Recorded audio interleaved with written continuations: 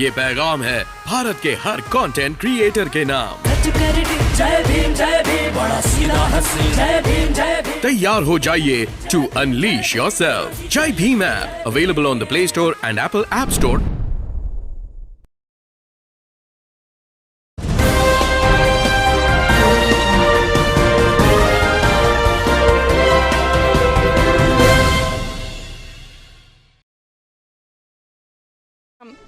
EDMC मुख्यालय पर और ठेकेदारी हटाओ राष्ट्रीय संयुक्त मोर्चा के आह्वान पर एक दिन का धरना प्रदर्शन क्यों किया गया और क्यों महिला यहाँ परेशान है। एक तरफ सारी सरकारें कहती हैं बेटी बचाओ बेटी पढ़ाओ का नारा देती हैं और बेटी रोड पर आके धरना प्रदर्शन करती हैं। हमारे बीच में कुछ महिलाएं। क्या नाम है मैडम आपका? मेरा नाम अनीता पिवाल, मैं भारतीय लोकहित मोर्चे से महिला मंडल अध्यक्ष हूँ।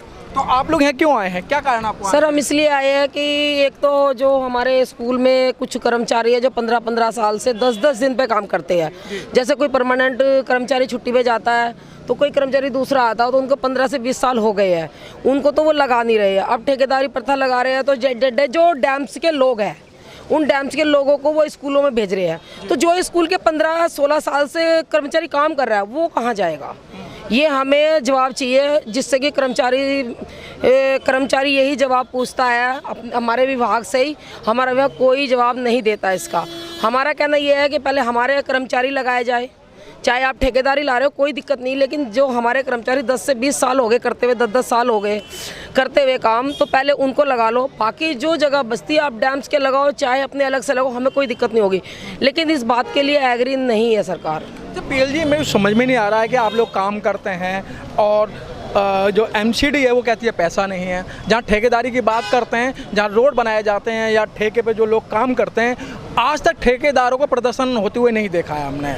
देखिए ठेकेदारों का प्रदर्शन क्यों होगा? क्योंकि जो ठेकेदारी प्रथा पे कर्मचारी काम करता है तो वो काम वो कैसे करेगा बेचारा? क्योंकि ठेकेदारों के जेब में तो पैसा आता है, क्योंकि ठेकेदार आगीदारियों को कमीशन जाता है। और जो अब काम हो रहे हैं, अभी भी स्कूलों में ऑर्डर हुए हैं कि किसी स्कूल में 4 कमरे बनाए गए हैं, किसी में 6 बनाए जाएंगे।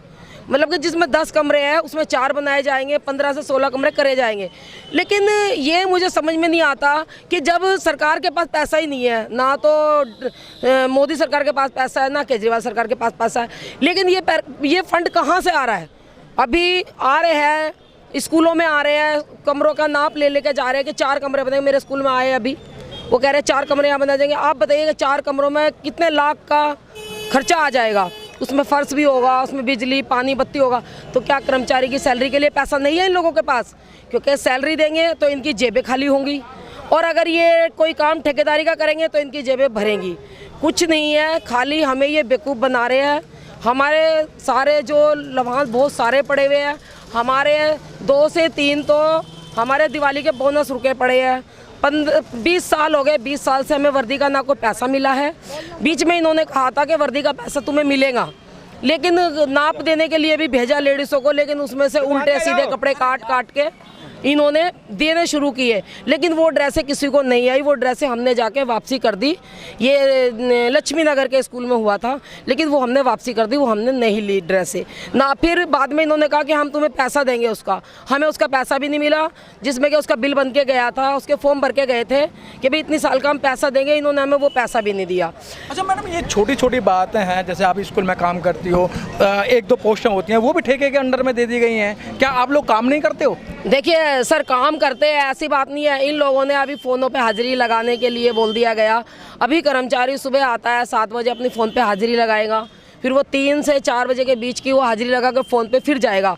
लेकिन मेरे बात समझ में ये नहीं आती कि 4 दीवारी में कर्मचारी जाए चाहे टीचर जाए, जब तक वो अपना काम ख़त्म नहीं करेगा वो 4 दीवार से बाहर कैसे निकलेगा? वो तो बाहर काम नहीं करता ना। अब जैसे रोड पे काम कर्मचारी करता है, वो अपने घर ना जाके वो दरवाज़ों के आगे, घरों के आगे किसी के भी बैठ जाता है, पानी पीने को नहीं होता। इनसे ये सुविधाएं तो होती नहीं है, लेकिन ये बाकी के खर्चे क्यों करते हैं? क्योंकि इनकी जहाँ आती है फालतू के फंड की पैसे की बात आती है वहाँ ये करते हैं। ठेकेदारी वाली जब बात आती है, क्योंकि ठेकेदारी से इनकी जेबों में पैसा आता है, ये वही काम करते हैं जो इनको फ़ायदा देता है। ये हमारे बीच में एक और भी है, इनसे जान के। क्या नाम है आपका? सुदेश जी, क्यों आप यहाँ ये आंदोलन कर रहे हैं, क्यों यहाँ धरना प्रदर्शन कर रहे हैं? हम इसलिए आंदोलन कर रहे हैं कि हमारे कर्मचारियों को ठेकेदारी प्रथा में इसने उतार दिए हैं। अब वो चाहे वो मोदी उतार रहा है, चाहे बीजेपी का उतार रहा है, चाहे कांग्रेस का उतार रहा है, चाहे कोई, इसलिए हमारे को रोटी देनी इन्होंने मुश्किल कर दी। सरकार ये कहती है कि आप काम नहीं करते इसलिए हम ठेकेदार में दे रहे हैं। नहीं, ऐसा कुछ नहीं है। क्या मोदी कर रहा है काम? क्या वो केजरीवाल कर रहा है काम? कौन कर रहा है इस काम को? काम को तो हम ही, हमारे ही लोग कर रहे हैं ना। और ठेकेदारी में छोटी छोटी तनख्वाह देते हैं, हमारे काम वालों को भगा रहे ही है। उनके थोड़ी तनख्वाह देंगे और थोड़ी तनख्वाह वालों से काम करा लेंगे, तो ये तो गलत बात है ना।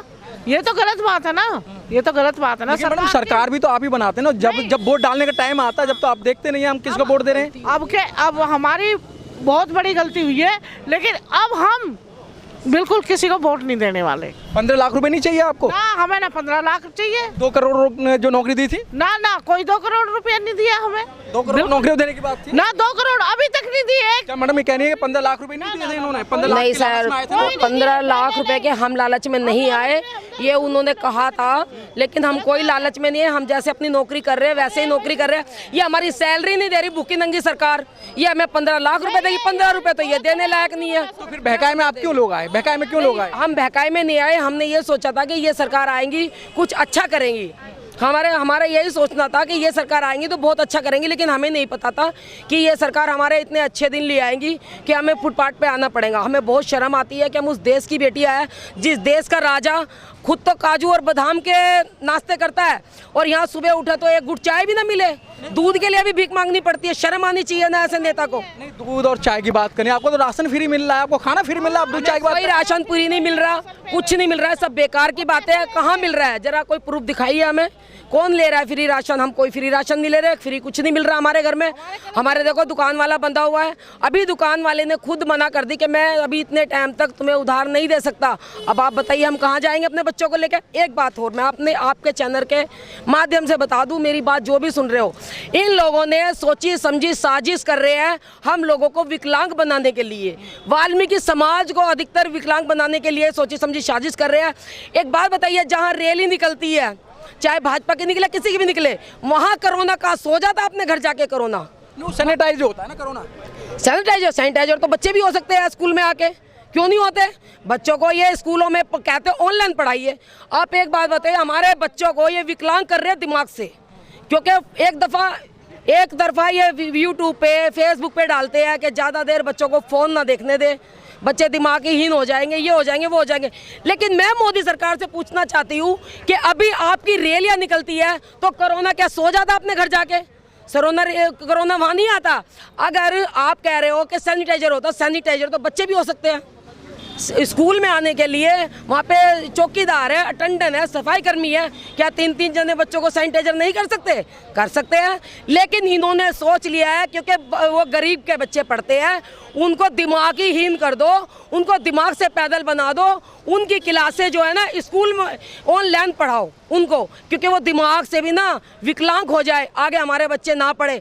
क्योंकि हमारा समाज पढ़ लिख के बाबा साहब को पढ़ के ना वो यहाँ तक पहुँच गया है कि हमारे लिए बाबा साहब क्या कर गए, क्या नहीं कर गए, इसलिए हमारा समाज आज मरने और कटने को तैयार है।